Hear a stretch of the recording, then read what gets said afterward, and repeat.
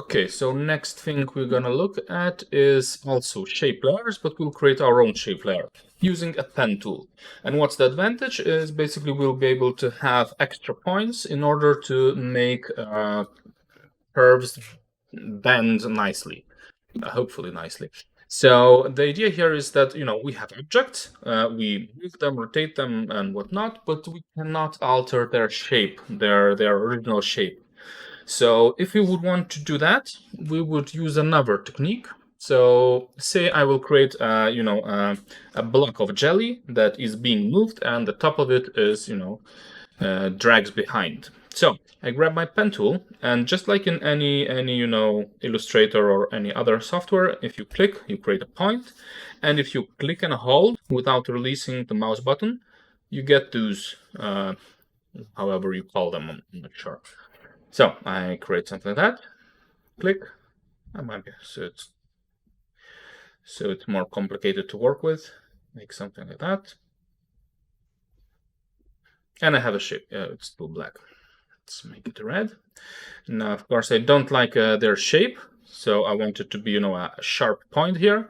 So what I do is I convert it. Yeah, either I click it and I convert it and it's a straight line, or I could do like that and then hold Alt button or Option on a Mac, and then I broke their, kind of connection between them, so I can get a sharp line. And that's it. Let's say this is my piece of jelly or something. Now, just as normally I would animate its general position. Of course, I should change my anchor point, but now I'm not gonna bother. So I animate its general position, Shift, and 10 frames, it moves. Now I would like it to bend. So one of the ways in doing it would be to go to Contents, Shape, and find Path. So if we turn on animation for path, we're basically animating each of those points now. So it immediately created a keyframe, so all those points are keyframed. Now, if I go here, I will, what should I do? Do like that.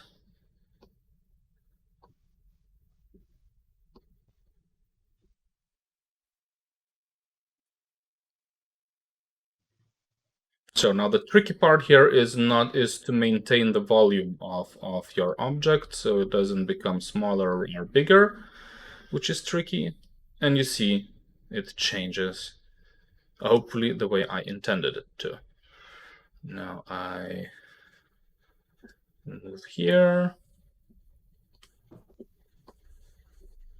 change the shape.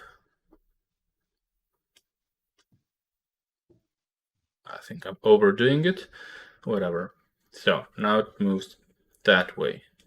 And now I would add a couple of more frames to, maybe going one more time to this direction.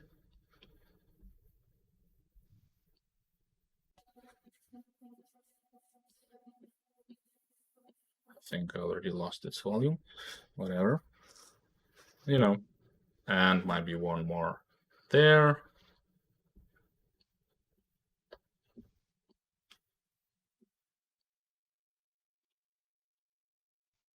And let's say it will be a final one.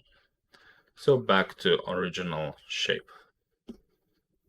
And now this is a tricky part here. See, sometimes it's hard to get to those points. It might be really hard to get sometimes. And here we go. That's the idea. So of course, you could use some helping things like having a ruler and having some guidelines if that helps. You could have extra objects just to to have a width of an object.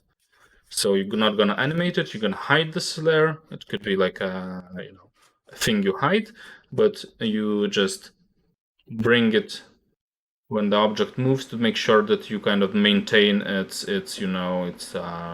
thickness or something. So I don't know. You can try to think what other objects you can use to make sure this to use them as a guideline, so to speak. And also you could, draw something, put it on a background to kind of have a reference, or draw it in Illustrator and import it here as well.